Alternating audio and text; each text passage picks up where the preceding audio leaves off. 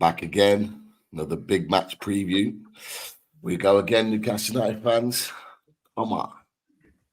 I get those goosebumps every time. I just have to get the big fella off the bench. Could this be their last chance now? In it comes, Monsters of the Broncos! He scored! Harry Monster scored! I'm way too numb, yeah. It's way too numb, yeah. I get those goosebumps every time. I need that line to throw that to the side, yeah. I get those goosebumps every time, yeah. When you're not around, when you throw that to the side, yeah. I get those goosebumps every time, yeah. 713 through the 21, yeah, I'm riding. Why they on me? outside? I'm sipping low key and hiding. I get those goosebumps every time. I'm around, yeah. You ease my mind, you make everything feel fine. Worry about those cons. I'm way too numb, yeah. It's way too dumb, yeah. I get those goosebumps every time. I need that high. Hello. Back again. Good evening, everyone. Welcome to Loaded Mag NUFC Away Days. We are back with another match preview. And excuse my voice. I feel like I'm losing it right now, but we will soldier on. And got the main man with me, Mr. Chris Hall. How are you doing, fella? All good, mate. All good. Really looking forward to having Dave on tonight, and just hoping and praying we get 3 points. So sorry, Dave, in advance, but we really need these 3 points. Definitely. Obviously, a difficult result midweek. Out of the quarterfinals. Obviously, on penalties, 4-2 to Chelsea. How's it feeling now, Chris? Feeling any better after that? I've kind of, do you know what? I've kind of put it to the back of my mind. I'm moving on now. On the night piece, it was horrendous because, again, it's another game and we keep talking about it where individual errors are costing us, points or, progressing to the next round. And then when I saw the cup draw, I was just like, oh, my God. It's effectively a cup final spot, isn't it? Really, you would think, because I think we would have had Borough at home. So it's just like, it's so frustrating and so annoying. But you know what? It's done now. It's out the way, and we've just got to focus now on the Premier League and obviously the FA Cup when we play Sunderland in January. But yeah, just disappointing. But I'm over it now, and really looking forward to playing Luton on the weekend. Definitely, it's typical. The one draw where you get a favourable draw, we're not in it. It's one of those things. But you're absolutely right. We've said it before. We said it with the Champions League. We said it again with the Carabao Cup. You just got to focus on your next game. And look, the games come thick and fast. And, of course, we've got the big game this weekend. We have a new team to come up against. We're going to Luton, the big match, Luton against Newcastle United.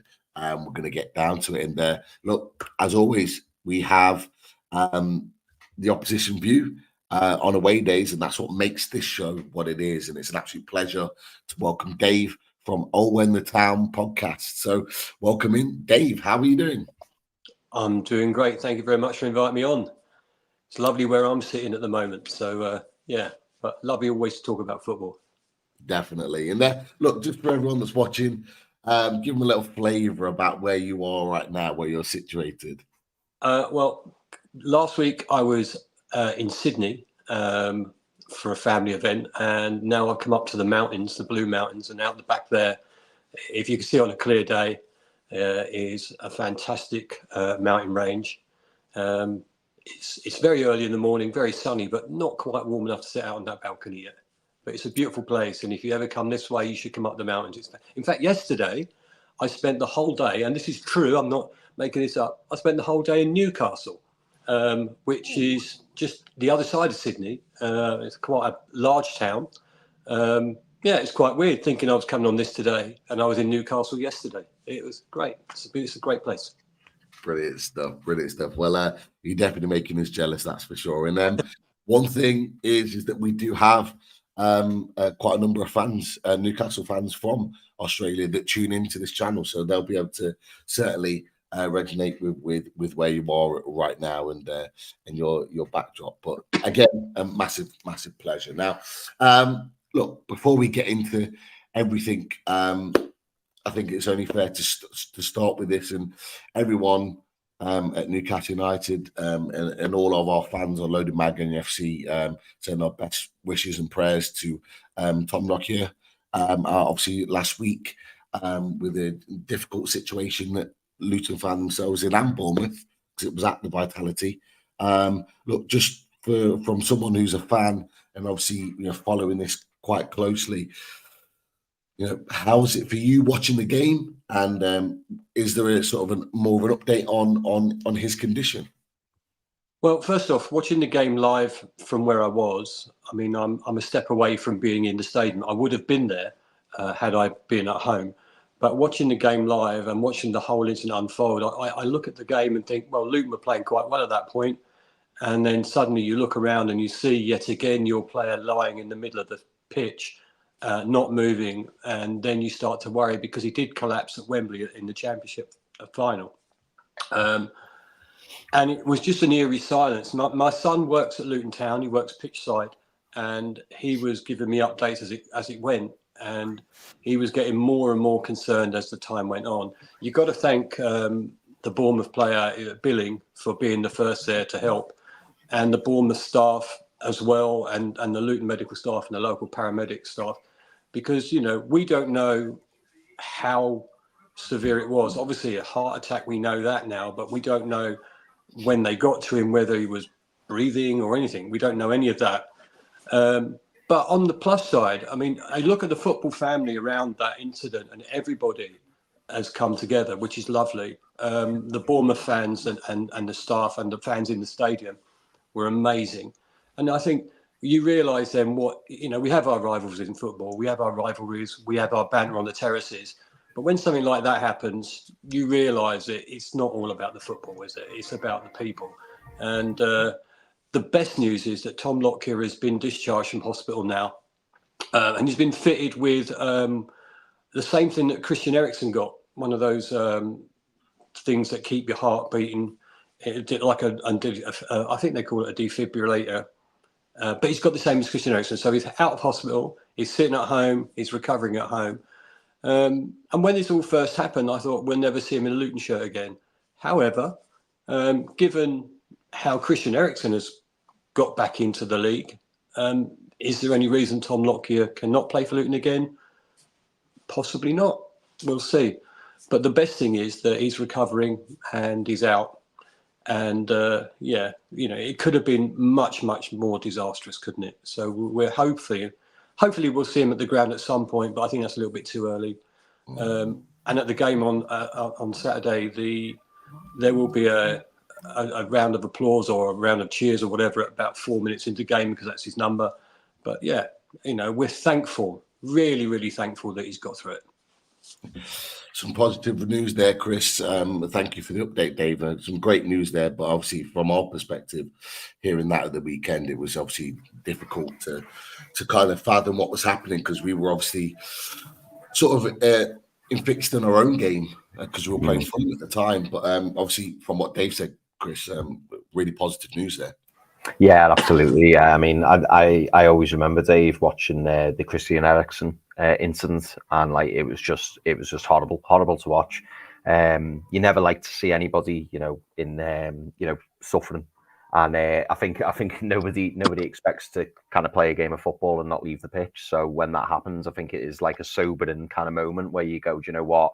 We, as you rightly said, Dave, we're all rivals and we all have a bit of banter and stuff like that. But when something like that happens, it's incredibly serious. And obviously, it's fantastic news that Tom Lockyer's recovery's gone well and he's back at home.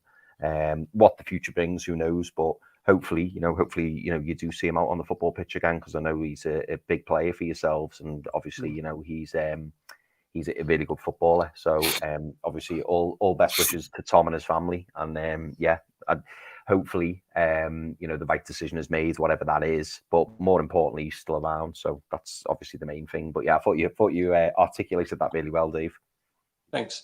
And you know what? He's a fan's favourite too. And when he joined our club, I think from Charlton, all the Charlton supporters saying it was a backwards move for him. Well, look what he's done with his career. This has come out of nowhere for him, as far as we're concerned. and it's good to see that he's going to make hopefully a full recovery. To what extent that leads him in a football career is another matter, but I think you put your family first in them situations, and I think he'll have a real good think about it before he returns, or if he does return. He'd have to have the blessing of his family first, I would say. But we're only speculating. Just want him to get better, and then see how he goes next season. I'd hope he'll have some role in football to play, whether it's playing or coaching. There'll be something there for him, I'm sure. Yeah, I agree. Definitely. Look, thinking about your club, Luton Town, first season in the Premier League, coming back up or coming through the Premier League the way you did via Wembley. How are you how do you feel Luton are adjusting to the Premier League this season? And look, I'll very, very quickly put the league table up because, look, I think most people thought it might be a difficult season for Luton. You're currently, with the game in hand, third from bottom, a few points adrift now from Nottingham Forest. Did you expect to be in this position at this point, or are you maybe a little bit more adrift than what you were expecting to be at this point in time? Hey, we don't come into this division from where we've come from over the last 20 years. Of all the crap that we went through and being in non-league, we don't come into the Premier League and think you're going to find it easy. Anybody who thought that would have been stupid. But I think the vitriol that Luton got at the very beginning of all this, where, we're not going to get more than Derby's record. Well, if we win against you guys, we'll have beaten Derby's record and we'll be 2 points behind Nottingham Forest. I don't think we could hope for anything more. But I think we've been unlucky. In some of the games we've played. So in answer to your question, getting to the Premier League, I don't think there was one single Luton Town fan that thought, this is going to be an easy task. What we thought was, hey, look where we are after we've been in non-league for 5 years. Look where we are now. So let's embrace it. Let's enjoy it. What have they done? They've updated the stadium a bit. They've updated the stadium. Fantastic. We broke our transfer record 4 times in a month. And that's never happened before. We're loving it, right? We're loving it. And we're loving the experiences, going back to all those grounds we've been to before. If you're as old as I am, anyway, we've been to all these grounds before, and we're just loving the experience. So are we unhappy where we are? I think we could be higher in the table. I think we got, last minute against Arsenal, we didn't get a point. In my opinion, should have had a penalty against West Ham. Good old VAR. That's something I don't like, by the way. We could have should have done better against Burnley. Excuse me, Burnley at home. Tottenham, we could have got something from. So all of those games where you think, we've given away last-minute goals, and it just doesn't reflect the way that we're playing football at the moment. So people base their opinion on us, based on our stadium, based on the away end. The entrance to the away end. Which if you haven't done before, it's lovely, don't get me wrong. It's iconic, but it doesn't play football, does it? It's just a way into a stadium. So all of that stuff for me is the bit I haven't liked about the Premier League, and people just giving up on us. But if you watch Luton every week, you'll see there's been a difference from game one to where we are now. At Brighton, when we played Brighton away, the scoreline doesn't reflect our performance that day. We get back into the game and then we give away stupid goals at the end, 10 minutes from the end. Chelsea, the only team that really frightened me this year that we've seen so far is Aston Villa, because I think they could have absolutely ranked it up. In the end, we got a goal against them. But that's the only team, every time they got the ball, I thought they would score. All the others, Manchester United at Old Trafford beat us 1-0. Quite lucky to get that goal from a deflection. All of the others I've seen, including Manchester City, they haven't impressed me. They've been brilliant, don't get me wrong. Some teams have been brilliant, but they haven't had that feeling that the way that Newcastle beat Sheffield United. Yeah, they haven't had that one that they're going to steamroller the team or steam and take total control and get 6 or 7 goals, which quite surprised me really. So with that in mind, it's been decent start. A decent start. And do you know what, Dave? I must admit, you, especially because of where I'm from here in Liverpool, you broke my heart when you let Liverpool equalise. I was just like, you fully deserved the 3 points there, and it was just that moment where you just, I think it might have been Nakamba, and you just wanted him to clear it, just get rid of the ball. I think it was like 90 seconds left or something, and then he got caught in possession.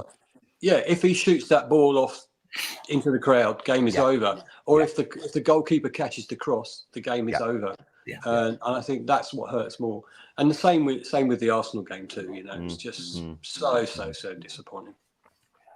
No, I'm glad you mentioned that, Chris, because that was the one game really that I've watched in detail of Luton, and I have to say, Dave, I was really impressed. The work, the endeavour of your team really kind of got to Liverpool, and they were struggling to break you guys down, and the way you hit them on the break to score that goal was really, really impressive. And that was the first time I'd watched you like sort of in anger to go, oh, like I'm seeing something different here. I'm seeing something that could actually cause teams a lot of problems. And you've gone on to do the same against Arsenal, like you said, against Man City, you caused some problems as well. So what you have done is that, without almost like you're saying, getting the points to show it, is making Kenilworth Road a really difficult place to go. And this is something that I'm sure, Chris, we're not taking lightly. Coming into this game at the weekend, I think it'll be really, really tough for us. But just with regards to that, we're talking about Luton in the league. In comparison to that, Newcastle are a little bit higher in the league. We're sixth. Although a lot of opposition fans will think that we're not having a good season. What have you made of Newcastle United on the flip side to that? Obviously everything since the takeover, and obviously probably looking at Newcastle with a little bit of closer eyes, having been in the Premier League. What have you made of Newcastle's progression in the last couple of years? That's a good question, because when you got your new owners, I expected it to rock on a bit like Manchester City have. And I'd expected a lot more money to be spent. I don't know how much money you have spent, to be fair, but I would think you'd be splashing the cash, getting all these players in. And I generally thought you'd be looking for a different manager.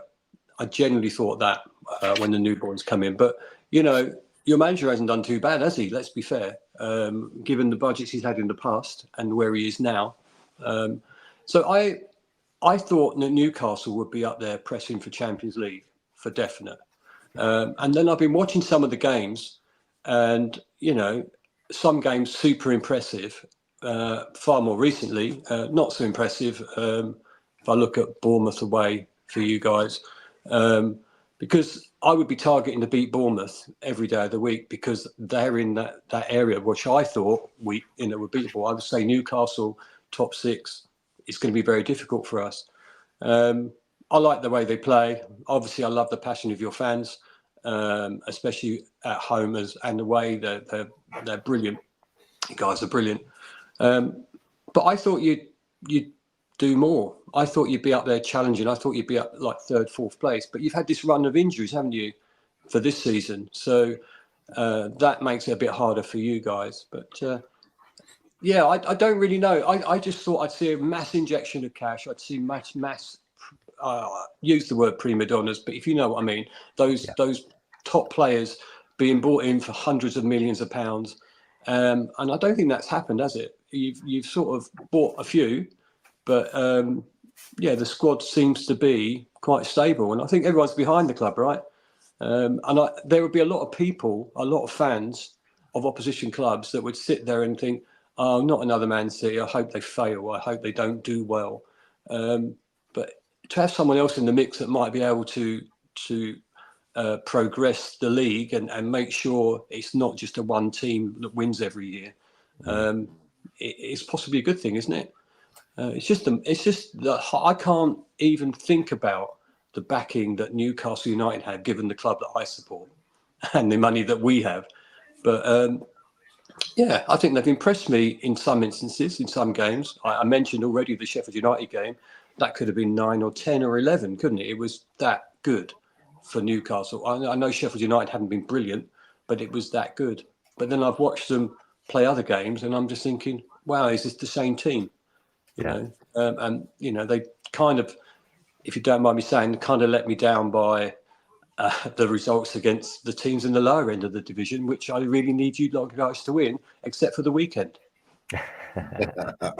Well, interesting that, Chris, what Dave said, because it's an interesting point, because last season it was kind of sort of the other way around, in that we were picking up those points against the lower teams, and it was maybe sort of those teams middle table and up that we weren't quite getting the results against. But it's an interesting one, because Dave's made some points about obviously expecting us to sort of kick on, expecting us to spend a lot of money, but we know that's always been sort of what the opposition fans are saying, and I think we're surprising some teams, aren't we? The fact that we're going about our business in a sort of a different way. I think so. Yeah, I think we're looking at the longer term plan, and I think now in the modern game, it's all about trying to develop your own talent. So we've been investing a lot, Dave, in the background. So like we've hired so many staff, like we've got all these new people coming in, the likes of Dan Ashworth, probably the most important one outside of Eddie Howe, to kind of work on things in the background, because what we've quickly realised is that now with the restrictions of FFP, and obviously the takeover was quite how can I word it? The takeover was quite it was challenging, because, as you know, we had to wait 18 months for it to be approved, and we know that all eyes are on us. And I think, obviously, with what's happened recently with Everton and Man City are soon to be punished, I've heard, and Chelsea maybe further down the road, I don't know. We've just got to be so careful that we stay within the FFP rules, because I think if we did break those rules, or we did go over budget, guarantees they would come straight for us. So we've had to kind of box clever. I mean, in an ideal world, if there wasn't any FFP, I think we would have done exactly what you said, Dave. I think we would have had a mass clear out and then a mass influx of players. But going forwards, I think we've got to kind of cut our cloth a little bit and just do it carefully. I think up to now, and Pete, tell me if I'm wrong here, but I think we've spent about 320 million, which in it'll be 2 years. Is it 18? No, it's probably about 18 months, is it? Yeah, I think it's just over 18 months, I think. So yeah, something like that. So, there's still a lot more room for progression. And you're right, Dave, we've had some horrible luck, with injuries, and then obviously with Tonali as well. It really stung us. But I think a lot of Newcastle fans, I do, and I think Pete does, and I'm sure a lot of other Newcastle fans, we all kind of see that we're ahead of the curve and we're ahead of the project in terms of where we thought we'd be. We got Champions League last season, which nobody predicted at the start of the season. But now it's about making sure in the next 2 to 3 years that we just progressively get better and better and better. And that's the aim. That's what we're trying to do. But we're trying to do it within a budget, which isn't that easy, because players just cost so much these days. I think one of the things is that us getting Champions League football is sort of added that additional pressure on from outside of the club and the fan base. I think we know exactly what Chris said. We're on that trajectory. We know where we're going. We're quite comfortable with that. But opposition fans, particularly those of the traditional top six that are now seeing us as a viable threat, are putting that extra pressure on us. They're expecting us to do that. So we get it quite a lot. Every time we lose now, it seems to be a meltdown, not from Newcastle United, but actually opposition fans, because they want to add that sort of pressure to us. And we've got to expect that. But we know, even if we don't get Champions League this season, if we can guarantee ourselves in Europe of some form, that's progression, because we've then produced back-to-back European seasons, which is something we haven't done for a long, long time.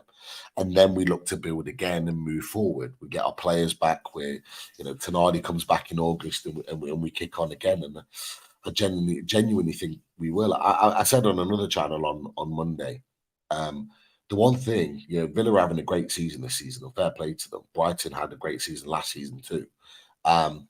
But out of all those teams that are kind of up there pushing to break that traditional top six, West Ham included, because they've done it twice before,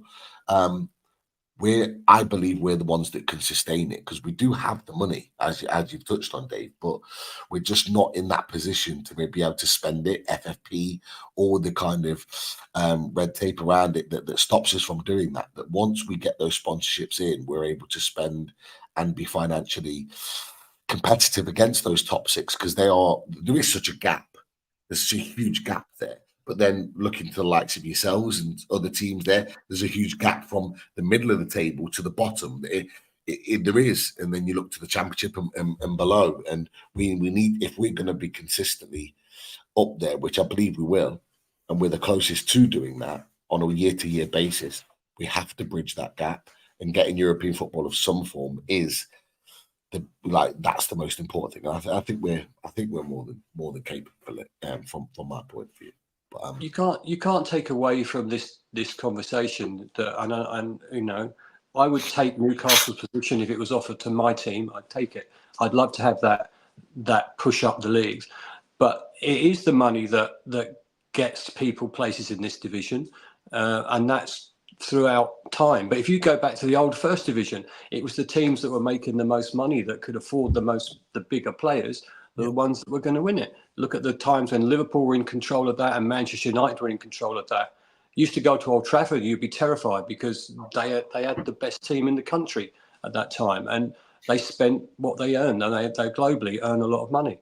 The Premier League has created something different, and then these new owners that come in, they are there for the business, and hopefully they love the club eventually. That's what I was going to say about those, you know, the new owners. If you've got bang on owners who come in and really want to stay there for the right reasons, and they spend the money, and you enjoy the success as a fan, have it all day long, because in my part of the world you don't get that much success, and so that's what you have to grab. So take it as a benefit, and if it, like I say, if it makes it better for the league and makes it more interesting for the league, if I have to step away from the league and be a neutral, then that's much more fun, and it'll sustain the league more.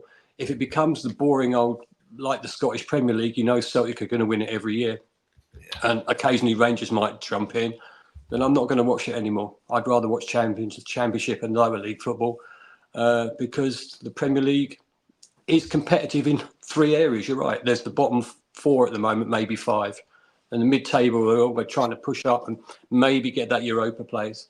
And then there's you guys who have joined the elite. Although I've always thought Newcastle are a big club, by the way. They've joined that pushing for that number 1 spot, or the top 3 spot. And I think that makes the game more interesting, makes the league more interesting. But you can't get away from the fact, if you haven't got any money in this division, like you just mentioned, you spent £320 million. Luton spent 20. You know, spent more, I think, updating their stadium than they did on players. But what this league has done for us is kept us good for the next X years. It's pushed us on to the next level. And, so, yeah, it is about the money. It is really about the money. And that's why they're talking about the European Super League, isn't it? It's about the money. So I put it that way, that I've always looked at Newcastle and gone, decent team, decent fans, fantastic stadium, although that is that up for review. And they've always been, a decent team, a decent fans that I've always looked up to them. We've had several players play for both teams, haven't we? So that's what I was going to touch on. Okay. No, because you're absolutely right. And I believe there's currently a couple of players that used to play for Newcastle United. Our old goalkeeper, Tim Krul, and he was only here for 6 months, but Andros Townsend, who's been obviously playing and contributing for Luton. How are they both individually getting on at Luton at the moment? Well, Krul is more a backup keeper at the moment. Kaminsky is our number 1. He's on the bench every week. But what you notice with him is he's really into it. On the training ground, again, he is a leader there. But if you watch him and he's sitting on the bench, he's what you'd expect your player to be. And when he actually did play, excellent. So, yeah, he's the one that you know, we had 2 goalkeepers and we brought him in, and we bumped one down the list a bit for him. But quality, absolute quality. But you can see his professionalism, and he's really shown that match days. When you see, you know, a great save, you'll see him standing up cheering it at times. It's cool. He's really good. And as for Andros Townsend, he was a revelation, because you're thinking, I knew he was training with us, but I didn't think he was going to sign for us. His deal's up at the end of this month. I hope they renew it, because actually having that little bit of experience, Premier League experience in the game, it does show. It really does show. And his performances when he's started or when he's come on have been tremendous, and sometimes game changing. So yeah, he's done really well, and I'm really pleased. Really pleased. It's nice to have a name. You know, thinking about that name, you know, when was the last time we signed anyone like that? Well, Ross Barkley, obviously, but apart from that, you know, no one else. It's been a strange old fantastic season so far. Yeah. Just a quick one. Chris from his neck of the woods will know a little bit about Ross Barkley. But you know, how's he fared for you? And would you say he's been a good signing for you since he's come in? I would say to you, when we first got linked with him, and again, I knew he was training with us. I was thinking, oh, well, if he was that good, why would he come to Luton? Why wouldn't he stay? You know, why wouldn't he go to, for want of a better phrase, a bigger club? I think no one wanted to take the gamble on him. And when he first started, he was match fit. He wasn't match fit. He'd come on 10 minutes or so, 15, 20 minutes, and you go, oh, you know, you could see there was something there, but he just wasn't fit enough. And then out of nowhere, he becomes probably one of the best players to put a Luton shirt on. He has been phenomenal for us. Phenomenal. I would say back to how he was when he first hit the scene, he was making the England squad. He's been phenomenal. The passing, his vision, his understanding of the game, his support for his teammates. Yes, there's been a lot of stuff on socials and in our podcast, people telling us that he's one of the best players they've ever seen play for Luton. They may be fairly young, obviously, if they haven't seen all the players I've seen, but he's up there with those. And long may he stay fit enough to play. And if he stays fit enough, he might be pivotal in a lot of our games and results for us staying up. And again, his experience shows. His experience really shows. And he can only be a good thing for the squad around him. Now, whether he stays with us is another matter. If he gets really, really good, you know, then you'll get that mid-table team coming up and going, well, we can take him. But, you know, for the season so far, outstanding. One of our central players. For me, he wouldn't have been the first player on the team list when we first got him in. But if he's not pre-written in all the team lists right now for the rest of the season, I'd be very surprised. I'd be very surprised if he doesn't start. It will be through injury or some other circumstance. But tactically, what a purchase. Cost us nothing. You see, there you go. Nothing for Townsend, nothing for Ross Barkley. And they turning out to be 2 key players in our squad right now. Chris, a few thoughts on Ross Barkley? Obviously, I know from you got a family full of Evertonians. They would have seen a little bit of him when he was wearing the blue. You impressed with him, what he's done at Luton? Yeah, I mean, to be honest, when Ross Barkley broke on the scene at Everton, I think all Everton fans were hoping it was another Rooney. And when he did first arrive, he looked brilliant. You know, he come from the academy. A lot of people were talking about him, and he looked the real deal. And as Dave said, you know, he has a short England career, and you know, he looked like the next big thing. Probably on a similar path to say the likes of Phil Foden. He looked just like a generational talent, and then for whatever reason, he kind of lost his way. But Dave's right. You know, if you're getting someone like him on a free, you know straight away. Even when you watch him, you know he's got something, and he's got an exquisite touch, and he's got a burst of pace, and he is technically a very, very good player. But I think the thing that's impressed me most about Ross Barkley, because when Luton signed him, I thought, Like, is he just going there for a few extra quid? Is he going to have that fire in his belly? So to hear Dave saying how, phenomenally he's played is really nice to hear, because obviously he's got his head down and he's thought to himself, do you know what, I need to get my head right, because there is a danger, isn't there? And we've seen it with the likes of Dele Alli and players like that who obviously reach a point or reach the ceiling and just go, do you know what, that's me done. He will have been on a lot of money at Chelsea. Then he goes to Nice on loan, doesn't work out there. And then obviously Luton have picked him up on a free. But the fact that he's, got his hands dirty, got stuck in, it's credit to him. And if Luton are reaping the rewards of that, what a fantastic free signing. Because we know the talent's there. It's just mentally whether he can do it. But from what Dave's saying, he's doing it week in, week out, which is good to see. Definitely. And look, if he's able to help you stay in the league, you're an absolute masterstroke in getting him into the club, and he's certainly done his job. That'll be for sure. Great to have Dan United in the chat. Great guy. Make sure you check him out on United First. And big love back to you. Hope you're well, fella. And I'll speak to you soon. Look, we're going to get into the game now. Let's talk about the game and talk about lineups and what it may look like for both clubs. But of course, the only way we do that on our away days is a few stats.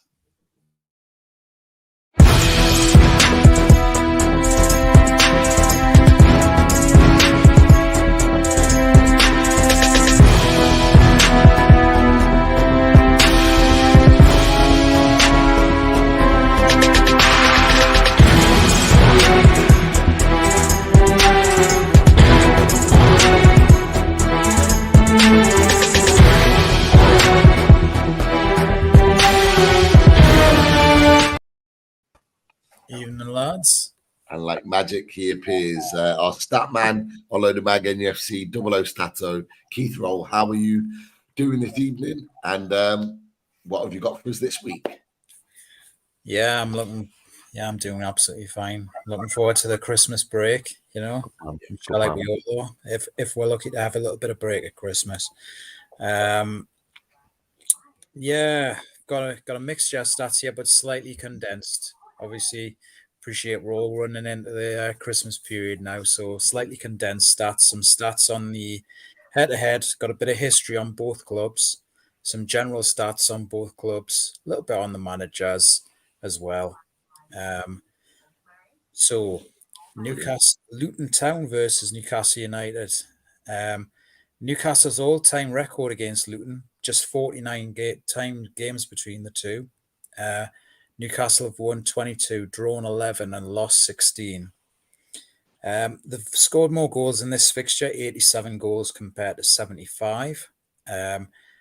Newcastle's all-time record at Kenilworth Road, however, is they've played 23, just 4 wins, 5 draws and 14 defeats. They've scored 27 but conceded 47 to Luton. Newcastle haven't won on any of their previous 8 visits at Kenilworth Road. 4 and 4 defeats the last 8 games. The last time they played at Kenilworth Road, Newcastle lost 2-0 in the FA Cup in 93-94 season, when John Hartson, a young John Hartson, and Scott Oakes scored the winning goals in a 2-0 win for Luton that day. And this is only the second time, the second meeting between Luton and Newcastle United in any competition this century. The last game between these sides, Newcastle won 3-1 in the FA Cup in 2018, with 2 goals from Ayoze Perez and 1 goal for John Joe Shelby. And Rob Lee's son, Elliot Lee, was playing in that game for Luton, I believe, that day. And a few stats on the managers. Eddie Howe, he's got 100%, well, not 100%, but he hasn't lost a game against Luton Town. 2 games he's managed, won 1 and drawn 1. Rob Edwards, his record as manager, he's managed 50 games, winning 19, drawn 14 and losing 17. And however, he's won 2 titles. One as Forest Green manager, where he won the League 2 title, and he championship playoff with Luton last year. So definitely a manager on the rise, really, Rob Edwards. And going into some general stats to round off, the last time Newcastle United won a game against Luton Town was in 1980, when they won 1-0 with the winning goal coming from Mick Harford, who would go on to play for Luton Town and be one of their greatest ever players. Third on the all-time list of goal scorers for Luton with 75 goals in 185 games. And he also managed the club on a couple of occasions as well, did Mick. And Newcastle have won 7 Premier League games at St James's Park. They've had a brilliant run at St James's Park, and that's going back from and that's their best run since September 2002 to January 2003, where they won 11 games at St James's Park. We just need to replicate that in the away games, I think. And Eddie Howe, since his first game in charge at Newcastle, only Liverpool with 34 and Man City with 31 have had more clean sheets as well. So brilliant sort of run there for Eddie Howe in the last 2 years, despite the challenges at times this season. But Luton, they've only failed to score, so they're doing quite well in attack. They've only failed to score in 1 of 8 of their Premier League home games this season, which was a defeat to Tottenham in October. But Luton, as well as Newcastle, dropping points, particularly away from home for Newcastle, from winning positions. Luton have been dropping points from winning positions as well, particularly in the home games, drawn against Liverpool, losing to Arsenal 4-3 in that thriller, and losing 2-1 to Man City. Newcastle are actually unbeaten in their past 16 Premier League games against promoted sides. 9 wins, 7 draws, since the 2-1 loss to Leeds in January 2021. And also they've won both the games as well so far against promoted sides as well, with Sheffield United and Burnley. That rounds off the stats tonight. Nice superb stuff. Superb stuff, Keith. Great as always. This is Dave's first experience of your stats. So impressed, Dave? Listen, when I start listening to stats that say Newcastle have won so many games against us, I sit there and think, here it comes. They haven't won so many times at Luton before. Then you think, well, that's got to end. So, yeah, the stats are good. The ones that you mentioned, though, the 93 for FA Cup game, we got to semi-final that year. But John Hartson, I remember that game quite vividly. Really good game, that one. Mick Harford would also say that that game, Newcastle-Luton, where he scored that goal, he really realised how good Luton were at that point and how strong they were. He's a legend at our club, absolute legend. He's been sick, he's been supportive, he's brilliant. He's taken over the club, he's managed the club more than one occasion. He is Mr. Luton Town, and you know, so those sort of moments when you mention them, I sit there and go, yeah, you know what, we've done all right there, haven't we? Yeah, so I get worried when you create stats though, and you tell me all this good stuff about your team. That starts to worry me. Yeah, but it's nice to hear them. But definitely. Dave, there's been many a time since we've been doing away days where Keith's come with stats that haven't been pleasant for Newcastle United. I'm going to be honest. No, we don't like talking about Arsenal. We don't like talking about Liverpool either. Man City, those 3 are a nightmare to do stats on for Newcastle. I kind of dress them up. No, but you put out some fantastic stats regardless, Keith. So thank you for all your efforts to bring it to the show. Billy Trey from Team Review, welcome, Billy.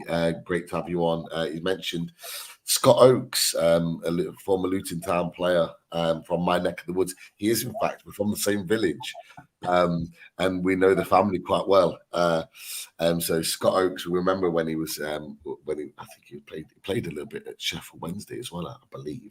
But Steph Oakes, his younger brother, played at Leicester and actually played through Leicester, and he's a good friend of Lee.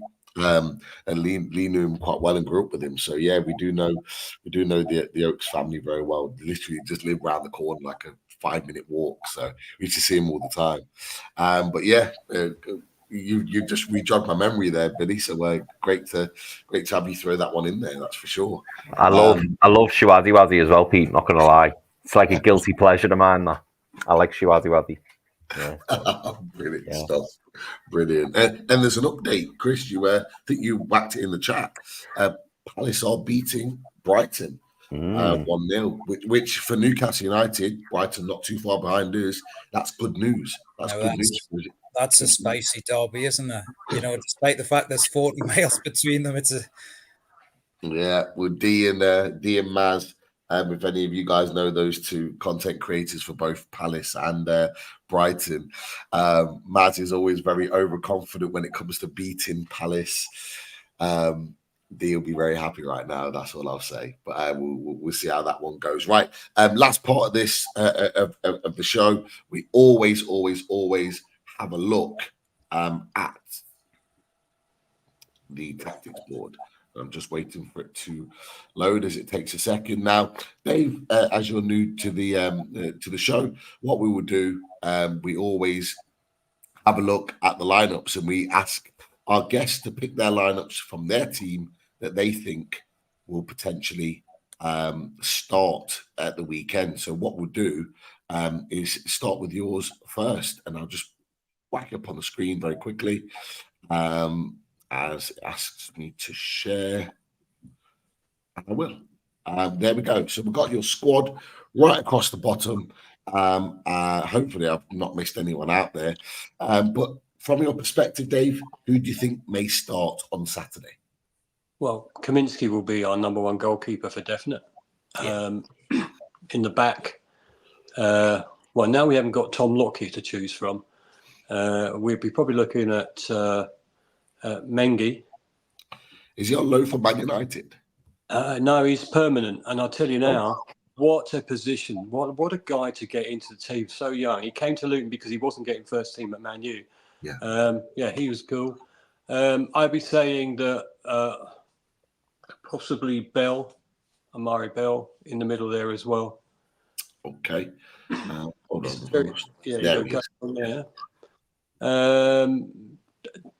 Doughty, and I would say Doughty on the right. And while I'm thinking his name, we're going to go up to the middle because I can't remember the other guy's name. I can't. Do you know what? I'm watching on a very small screen. This is why my face is getting huge here. Why can't I think of my blooming people? It's difficult, isn't it? You got, if we go to midfield, you got Nakamba. Nakamba, Barkley for definite in the midfield. Yeah. Is it a midfield 2 or a midfield 3? I think it's going to be a 3. To be fair. Okay. And it's a different one, but do you know what? I would put either if Lukonga's fit, he might go in there. So would it look like that? Will Lukonga be the more defensive? Yeah, I think so. I think that's about right for now. Okay. And then up front, just while we think about it, up front, I think we'd go with at the moment, Adebayo's on fire. He scored, although the goals don't count against Bournemouth, and but the yellow cards do for some reason. So him and will it be through the middle? Yeah, he'll be the centre guy there. And also maybe, I don't know if he'll go up front with Morris, depending on their tactics. But he's been starting up there with either Chong or, Chong. Townsend. Townsend. Yeah, sorry, Townsend is the word. Townsend will start there. And talking of Jacob Brown. Okay. Actually, you know what? I think Brown might start up there with him. and Townsend might just drop back a bit. Okay, so I'll probably be way off with all this crap, by the way. Just let you know. no, don't worry. So will there be a front two? Do you think? Do you know what? I wouldn't be surprised if there was a front two, especially at home. Okay. And it's just a case of who goes on the left side there. Kabore. Okay, let's go back to the. If I'm anywhere near this team, it'll be a miracle. Don't forget, I'm the other side of the world. It's super early in the morning. No, we appreciate it. Don't worry about that. Yeah, so interesting team in there. I put Townsend just behind. Would he be on the right or would he stay just behind, do you think? It's difficult to tell that one. He plays all over the pitch, really. So I suspect that he will. If that's my team, he gets a free rein with me. He can move up and down and left and right when he wants to. But I might have done the whole team an injustice there. But let's hope that team could win something. Whether it's Saturday is another matter. Right, Chris. So I'll come over to you from a Newcastle perspective. Interesting team there from Dave. Obviously, now we've got a few more players to consider for a change. So just before we go into your team, we're hoping obviously for an update from Eddie Howe tomorrow morning. There is rumours that Isak will be available. We were aware he was rested at the weekend and against Chelsea. There is talks that he will be in the squad. Obviously, Botman is back up on his kind of rehabilitation. He played a few minutes against Fulham, played half a game, 45 minutes against Chelsea. We're getting some positive news from that. Hopefully, we get some more positive news with Shaw and Lascelles. Not Lascelles, sorry, Joe Linton. But what's your team looking like, mate? What you This is probably the hardest one of the season, this one, Pete, because I'm gonna be a bit like Dave here because we've gone, Dave, from having no options at all to now having some options, but some may or may not be available. So I'll probably be in the same boat as you, Dave, in terms of picking a team, and then we check it, on 2 o'clock on Saturday and go, okay, well, that was wrong. But I'll give it my best shot, and Keith can critique me anyway, as always. So I think in goal will be Martin Dubravka. Okay, Martin Dubravka. Let's go for it. That's about played well against Chelsea. Yeah, he but did. I'm not his biggest fan, Chris. But I have to say, I thought he played really well against Chelsea, so fair play to him. Yeah. Now, this back four will be interesting for many reasons, but I'm just going to go with it. And as I say, Keith can correct me if he wants, but I think right back will be Tino Livramento. Okay. I think left back will be Dan Burn. Dan Burn. I'm staying very positive in that I think left centre back will be Sven Botman. Big Sven back in the team. I think great news. If it is, Chris, big news. Yeah. I mean, I know he came off at half time and we were all a little bit worried over it, weren't we? But I'm hoping that it was just a case of, you know what, maybe he said he was, a bit tired or whatever. He didn't. It was, mate. Yeah, was it just that he was shattered? No, it wasn't shattered. They only scheduled him in to play 45 minutes, so it was purely as part of his rehabilitation. There was no effects, no nothing. He should be fine. Fantastic. Well, in that case, I think he will start because obviously, I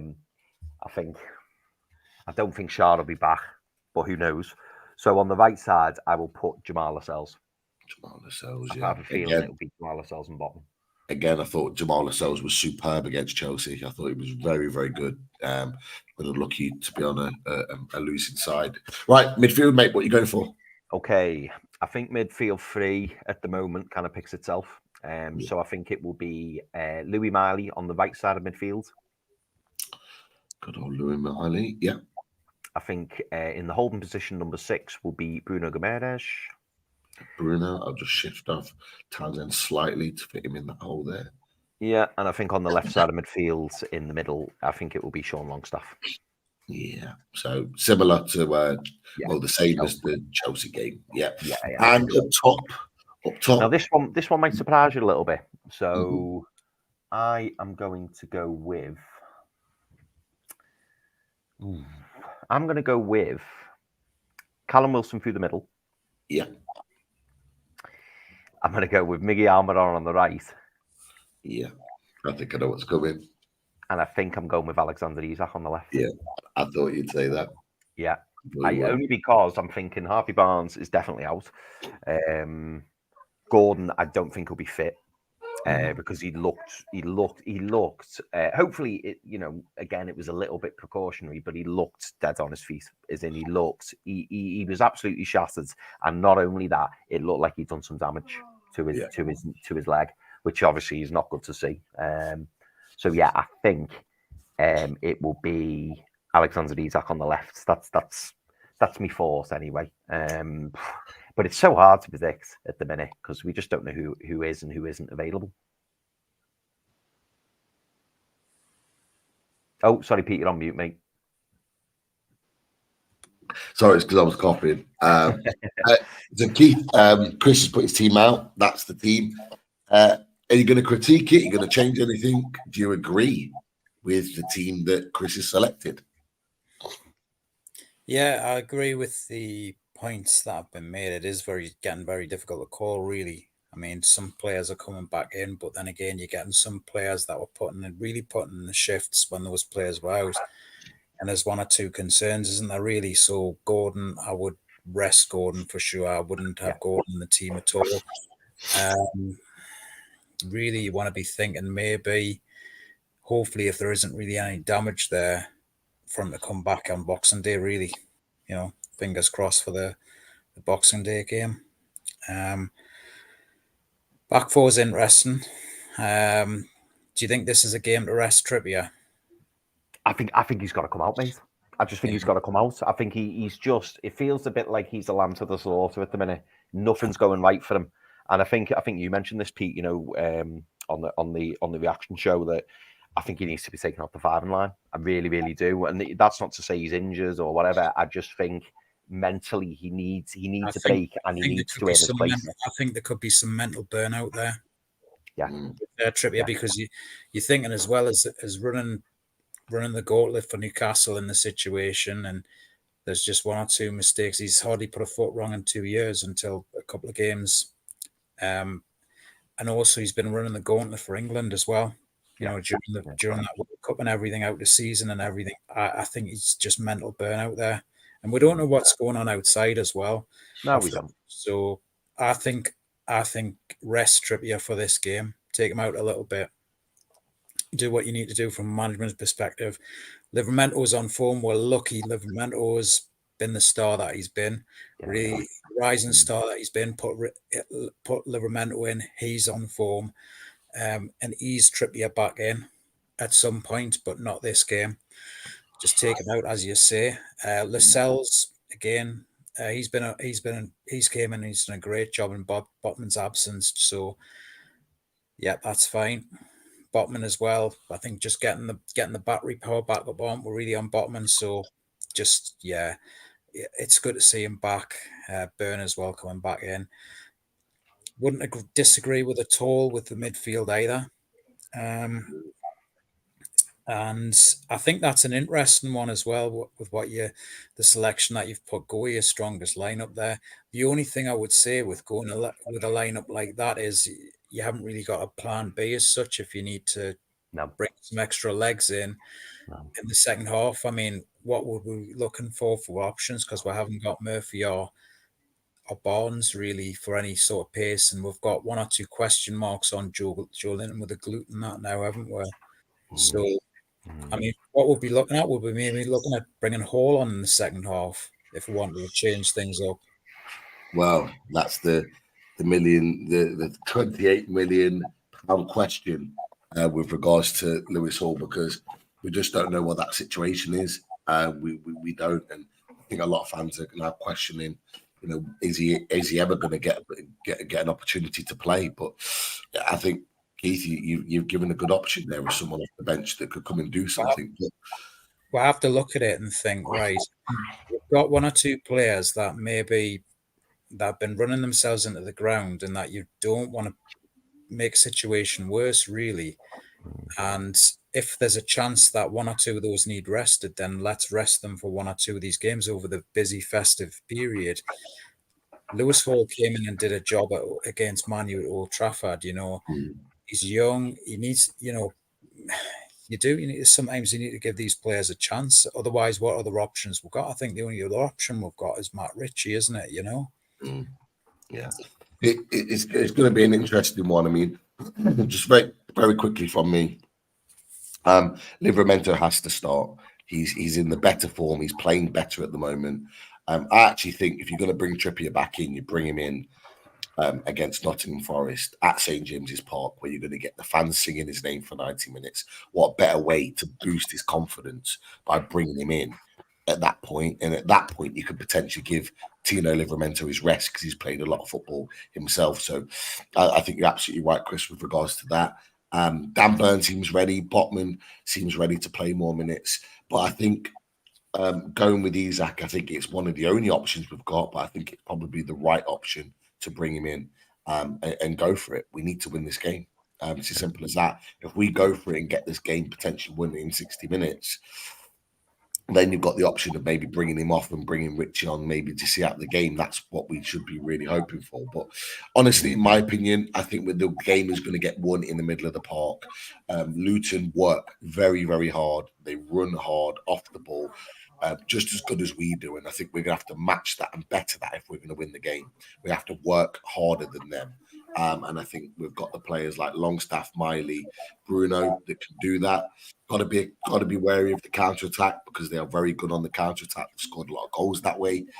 Something we do have to be mindful of, but I do think we are capable of winning that, and that's where I genuinely think we can get the win. But just really quickly before we move on, Dave, like how do you tend to get your goals? I know we've talked about the counter attack a few times, but have you got any specialists with regards to set pieces? Are you sort of through the middle, out wide?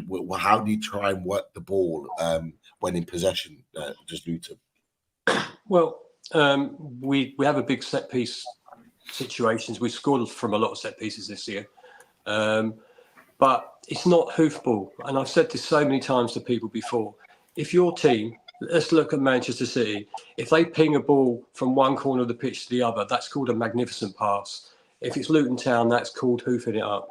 So sometimes we're quick to clear up to our front two, and Colton Morris would have been there to hold that up. It's been quite successful, but quite simply, when we're on the counter, if you're going to do that, you break quickly that way, don't you? So play a longer ball and do it. But we can absolutely play through the midfield. We can absolutely play some passing football, zip it up to the right hand side and try and put a cross into your two big fellas at the front, really. So I think we've got dangers from all sort of areas. We just haven't managed to convert all of them this season that we've made. So the quick break is normally pinging the ball up. You call it what you want. I call it precise passing, but we can equally play through that pivotal midfielder role with Barkley in there pushing the ball out to the left. I don't know what I forgot in our team, which I should have put in. Benny. Oh my goodness. Why didn't I put him in there? Why did I forget about him? Benny is super, super quick. And if he gets the ball, he'll play. If he's fit, he'll play. He'll play midfield. And he will be one to look out for. I don't even know why I forgot about him. He's super quick. I think he was quoted as one of the fastest players in the Premier League at the moment. He pings the ball. He gets the ball. He'll run to the left of the wing and ping the balls in quite quickly. So I like him. So yeah, I think our outs are down the line and not as pretty as some Premier League teams. I'll give you that. But who are we taking out, Dave? Are we taking Lokonga out? Yeah, take him out. Okay. Does he play deeper or does he play more of a central midfielder? I'm thinking he'd probably be on sort of the left-hand side of the midfield. Okay. No, lovely. Another player for us to watch out for. Honestly, again, a bargain buy for us. A bargain buy from Rotherham. Ridiculous. Absolutely ridiculous person to buy. And I say this every week on our podcast, and my son absolutely belittles me for it. But I look at him and thinking, well, if someone's going to come in for him, if it's not January, it'll be the end of the season. Someone will come in for him. So this is why it's important for us to try and maintain our status in the Premier League if we can. But on Saturday, he will be, if he's playing, he'll be a pivotal player, as will Barkley and the Nakamba. So the ball will go through the midfield, but they will ping it quickly to the channels. Really, that's what we'll do. And I think we'll play quite high. I think we'll play hopefully fast and in inverted commas furious, which is not the word really I want, but it's the only one I can think of right now. I think we need to be quick. We need to be high press against you guys, and that's how we're going to create our chances. And hopefully the atmosphere at Kenilworth Road will spur our guys on, and hopefully we'll get something from it. The best place for us to start also, if we haven't had a clean sheet all season yet, so it'd be nice to have one of those. Good insight. Good insight from Dave from a Luton perspective. Let's see how the tactics board works out as we watch the game on Saturday. Always great to hear from a opposition's perspective about their team and things we want to keep an eye on. Chris, I believe we have a super chat, but before that, Michael Palmer, yes, you are absolutely right. Everyone in the chat, hit that like button right now. We've been going just over an hour. Hit that like button, come and subscribe and show your support to the channel. I believe, Chris, we'll do the super chat. We've got a couple of questions. Apologies, and then we're going to go straight to predictions and out. So, super chat, Chris. Have we got one? We most certainly have, mate, from Nobby Clark. So, Nobby, big, massive thank you for that as always, mate. And it's very interesting what you've put, actually, because we were talking about this earlier with Dave, and Nobby said, I'm starting an hour behind. Not sure if the Luton fan Dave is still here, but their points don't reflect how they've played. They've been competitive in every game. And that's exactly what we were saying earlier, wasn't it? Definitely. Yeah. Yeah, well, that's totally true. As you know, like I said, with the exception of Aston Villa, when I thought that we were pretty much under the cosh the whole game, I thought we've been competitive in all our games, all of them. And yeah, I feel that there are points there we've definitely, I could say, dropped that we should have had. And maybe we should be at least on the same as Nottingham Forest right now, maybe a little bit more. Yeah, it's been difficult to take some of those defeats in.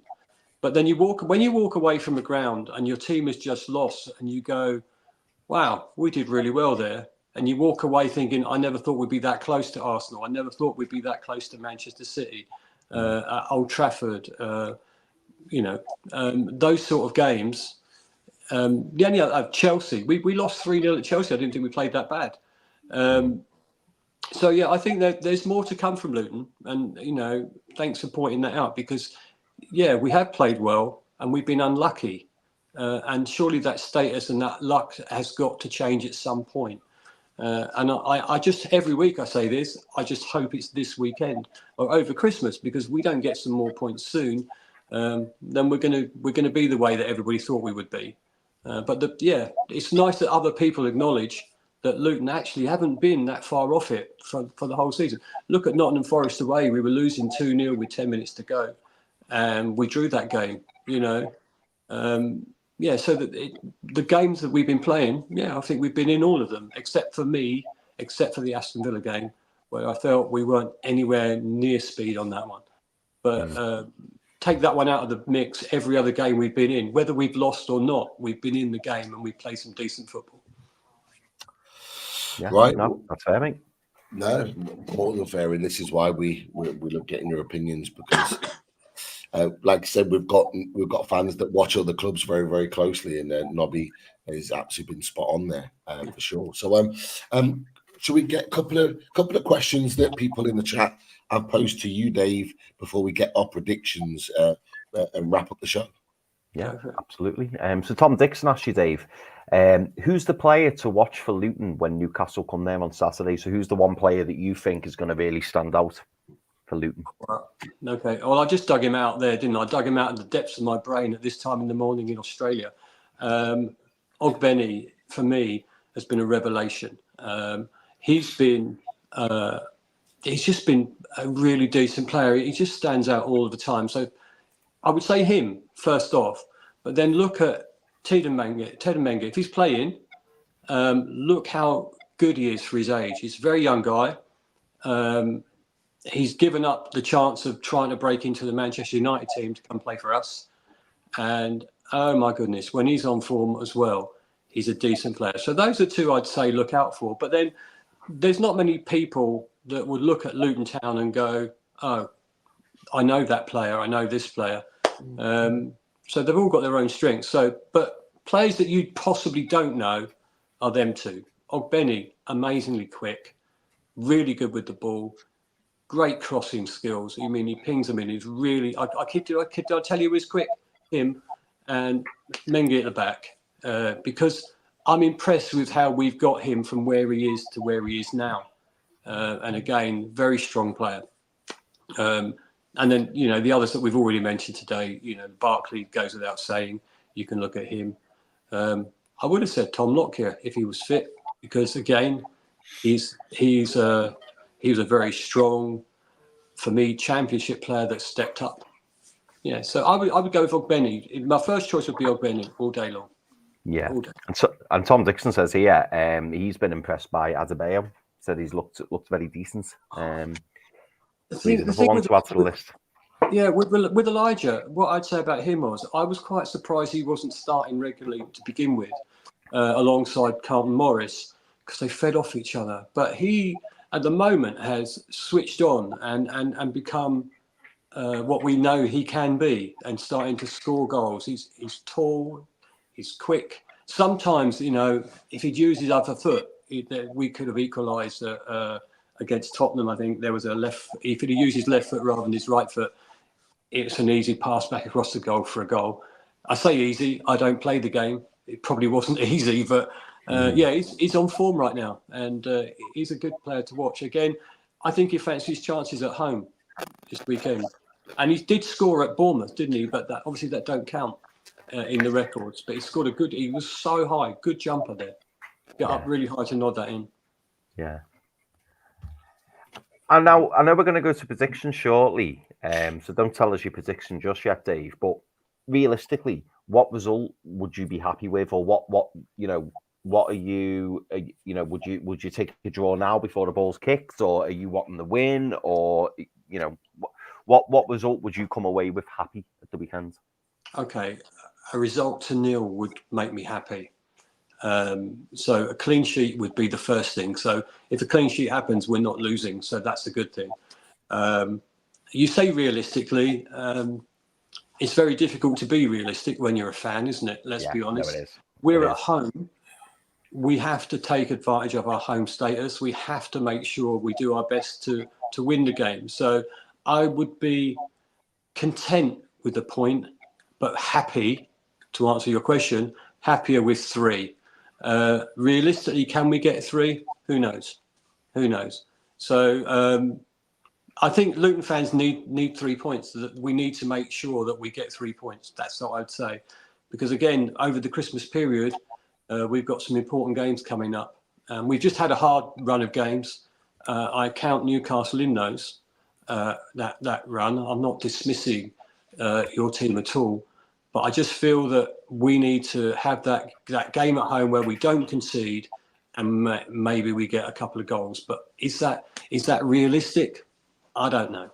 But I would be happy with 3 points, content with 1. Yeah. But don't want to lose. No, absolutely don't not. Want to lose. Because if we lose, we're right in the mire. And you know what it's like down this end of the table, looking up at you guys all of the time. It's kind of hard sometimes. Yeah. No, I completely get that. Got 2 more questions for you. One of them's a bit tongue in cheek, but I'm going to ask the whole panel it. Tom Dixon asks, do you think Luton will stay up this season? And also, who would you like to bring in this transfer window? Have you been linked with a particular player that you've heard of, or or what position would you be after if you haven't been linked with a particular player? Where do you need to upgrade? Good questions, these, because firstly, do I think Luton Town will stay up?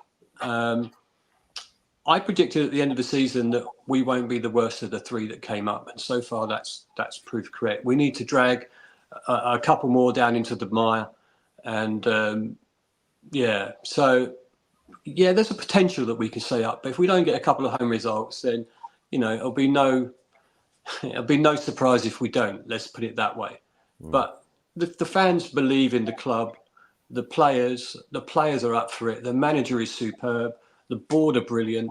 So they're not going to sack our manager, whatever happens. But so the best result for us would finish in one place above the bottom three. So I still think we can do that. With regards to transfers, we've not really been linked to anyone as yet. Where do we need to improve? I wouldn't be surprised if we went for another striker. I wouldn't be surprised. But it's difficult. This is the biggest squad we've had for years, I think. And it'd be ever saying, who do you replace with who? And, for someone to come in, someone's got to go. And I don't know who that would be. So I think the transfer window will be interesting when it opens. And we'll probably pick someone from somewhere that we've never heard of rather than somebody established. That's what I think will happen. But I think we've been eyeing up a guy in Argentina whose name escapes me, to be fair. But yeah, it's difficult to answer that question because I really don't know what the transfer window or budget would be. Don't forget, we only spent 20 million on players this year. For Luton Town, that's amazing. Yeah. That is amazing for Luton Town, but you do know. So I think they'll be wise. But if Rob Edwards wants the players in, I'm sure he'll get them. Yeah. Yeah. Well, a lot of people in the chat are talking about your manager, Rob Edwards, and also our assistant manager, Mad Dog or Jason Tyndall. And Geordie Tune for Life asks, question for the lads, who has the best sunbed, Mad Dog, Jason Tyndall, or Rob Edwards? And then Michael Pomar asked straight after, question for all the street men out there, who is better looking, Rob Edwards or Mad Dog Tyndall? So, Pete, I'll start with you on that one. Throw me under a bus. Of course, I would say, I know what in terms of the sunbed, Tyndall all day. He's got the better sunbed. I've never seen a suntan like it. But Rob Edwards does push him close. Better looking, or I don't know. I'm not going to get into that. It would depend on what you're looking for. But what you would say is that I think for those that are interested, they're probably not too shabby, are they? Either. I think that's a fair answer, Pete. Keith, what about you?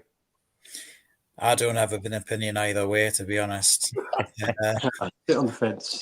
I just like women too much. But what I would say is, as a Newcastle fan, I would just back the Newcastle option. So there you go. Oh, come on, boys! You all know that Rob Edwards is a good-looking boy, don't you? You all know it, and you're just afraid to say it. He's immaculately kept. There was a funny joke once. I think somebody told us. Billy Connolly once said about Tom Cruise or something, and he said at the end of it, he says, "Even I was falling for him at the end, Even I started, it was just something like that." But it was the way Billy Connolly said it, Well, listen, I know many a straight person that would sit there and go, Rob Edwards is charismatic. He looks really super cool. You got to look at him. He's such a nice guy. When you speak to him, he's so nice all of the time. Yeah, if I had to, then I'd say Rob, just for that reason. He's such a nice guy. And when you listen back to his post-match and pre-match stuff, he's so nice all of the time. He's never detrimental about anyone. But most of the girls like him, don't they? Most of the girls do like him. And even my wife, who's not really a big football fan, would look at him and go, right, you're out the door, Dave. Off you go. I'm not going to have him instead. So I'm going to go Luton all the way on that one, guys. Yeah, let's put a poll out of the female supporters, the women's supporters tonight. I've loaded, and let's just put a poll and see what they come back with. As per usual, the women always win the debate. You do. We'll have to ask them to put them in the comments, so then after the show we can catch up and see who's everyone's picked. I'm going to go with Mad Dog. I love Mad Dog. I think he's brilliant. But I do see what Dave's coming from, and to be fair, Rob Edwards, he carries himself well, doesn't he? And he does speak very well as well. So I can understand the love for Rob Edwards. But no, and that was it for the questions. I know it was like a funny ending, but we had to answer that. No, definitely. But no, thank you to everyone that put the questions in. Sorry if we didn't get to yours at this point. And it's now time for predictions as we get towards game time. So look, I'm going to go first. I'm going to back my team. I think Newcastle will win. I'm going to go 3-1 this time. I think Newcastle will win 3-1. We need to get a win away from home. And I think after the disappointment of Chelsea, this is the perfect opportunity to do so. Chris, I'll come to you next. What you go for, fella? I think it's going to be a tough game. Like Dave, I want a clean sheet as well. I think it'll breed confidence, especially if we do end up dropping Trippier. So for me,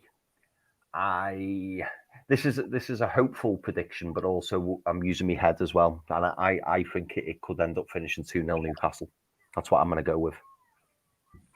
Okay, 2-0 Newcastle. Dave, we're going to come to you, and just before that, Arsenal for life, regular on the channel. Hope you're well. Is gone for a Luton win, a 1-0 win. I know you'd take that, Dave, but what score do you think it will be? Look, again, it's hard to do this, isn't it? Because you don't know how your team's going to turn up on the day. But for me, I reckon we might get that clean sheet this week. We just might. We haven't had one. You can't go the whole season without one. So I'm gonna go the reverse of the 2-0 away win and make it a 2-0 home win and get my fingers crossed for that. So that's the heart, isn't it? The head says it could be a very tricky game. And if Newcastle are on form, then if we come away with a draw, I'll be happy.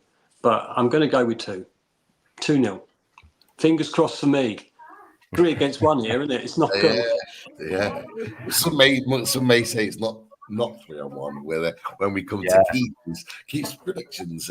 But Keith, what you go for this week? Luton against Newcastle. Are you go for Newcastle win, or are you thinking it's going to be a tricky game? What are your thoughts? All I want for Christmas is 3 points and a clean sheet, and then 6 points by the close of Boxing Day as well. I agree with some of the comments from Chris and also Dave there. I think that this could be a really, really tough game. I think that midfield's quite a strong midfield for Luton as well. You know, there's lots of players who've been doing well for Luton this season in the midfield with points to prove in particular. I agree with as well some of the chat about Adebayo as well. I think he's played really well, particularly. He's a player in form. If you were to put the strikers side by side at the minute and say who's in form, team by team, and you'd definitely say Adebayo is the in-form striker on the pitch. So I think this is going to be a really tough game. And Luton have give a few teams a scares, particularly Arsenal. Gave Arsenal the trouble they could handle and then some. And Arsenal only just beat Luton. Really, it should have been a draw that game at worst. Luton really gave them a scare.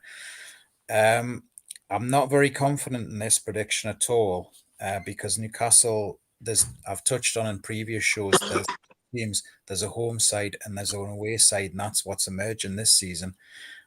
This could be wrong, and this could be a shock. It could be a shock win for Luton, but I'm actually going to go that. But that's a little bit more in hope. I just want them to get their confidence back and going again. You know what, Keith? There's a few in the chat that are sort of agreeing with you, that are saying it's not going to be easy. I think Foxy had put a 2-1 win to Luton. I think there's a little bit of reserve here of whether we're going to go and get that win. So it's interesting. Kenilworth Road will be raucous as well, but just Christmas, this is a tough game. Yeah, definitely. I think everybody is seeing it as a tough fixture, and it will be because they've been playing so well there. So it's not straightforward. We're going to have to be back on it big time to get the points on the board. So let's wait and see. But the predictions are in, guys. Everyone, if you're watching on the watch back, put your predictions in the comments as Chris and Keith have said, and of course, give us your prediction on who you think is the better looking between Rob Edwards and Jason Tyndall as well. Guys, that's it. The preview is done. A massive thanks to Dave, all the way from Australia, to take his time to come and share his opinions on the game with us. Dave, where can we find you? Well, for all our stuff, YouTube at Oh When the Town, and Spotify, Apple Music, or wherever you get your podcasts from, we're there. We normally record, obviously I'm here, but we normally record on a Monday and put the content out on a Tuesday, depending on the day. So yeah, at Oh When the Town at YouTube, if you go on there, hopefully we'll get our responses up after the match at the weekend, and see if I can manage it from here. So that's where we are. Brilliant stuff. And just before we go out, massive thanks to our sponsors, Bathroom Design, H2O, team. Thank you for all your support. And as well, massive thank you as well to the RadiatorShed.com. Thank you for all your support on Loaded Mag and NUFC. Guys, that is it. Thank you, as always, Keith, for your fantastic stats and opinions and critiquing all of our lineups and what we put down for Newcastle United. And Chris, legend as always. Thank you as well. Lastly, thank you everyone in the chat. You guys make the show. Thank you for your questions. Thank you for your interaction. Click the like on the way out and subscribe for the channel if you are new. I apologize that you might not be able to hear me much. My voice is getting worse and worse. I'm going to go and rest it now in anticipation for our Luton review, which will be Christmas Eve morning. So it'll be in the morning, but we'll give you all the information on social media as we go along. Guys, absolute pleasure. Never a chore. Hopefully for 3 points for Newcastle, but Dave, the best of luck for the rest of the season. Thank you. And of course, Merry Christmas to everyone. We do love playing away. Chris, take us away. How'd you like that? Take care, guys.